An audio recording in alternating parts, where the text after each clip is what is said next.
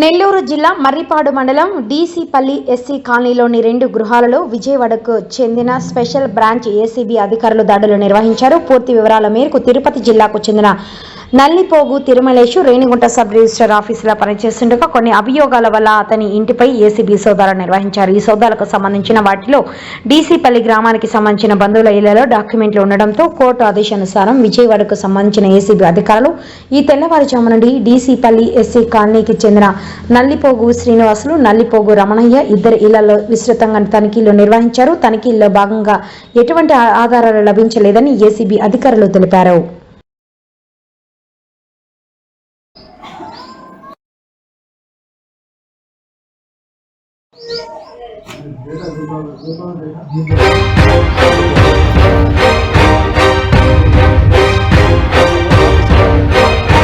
SRO office Renigunta నందు పనిచేస్తున్నాడు.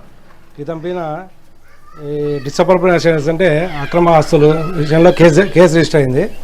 దీనికి సంబంధించి వీళ్ళ బంధువులు అనగా నల్లిపోగు శ్రీనివాస్ ఇంట్లో కూడా నాకు సెర్చ్ చేయమని కోర్టు సర్చ్ వారెంట్ ఇచ్చింది.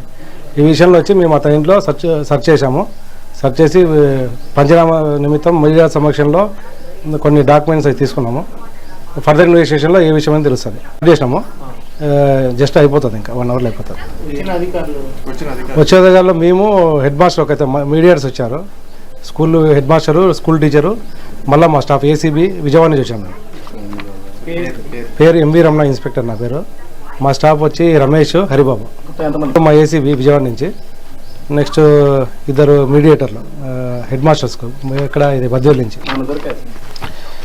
ఏం దొరకలేదండి ప్రస్తుతానికి. చూస్తాను ఇంకా మా శ్రీనివాసుల సెర్చ్కి నేను చేస్తున్నాను. ఇక్కడ సార్ వచ్చి మన కడప ఇన్స్పెక్టర్ ఏసీబీ వచ్చాడు. పేరు వచ్చి సార్ పేరు నాగరాజు.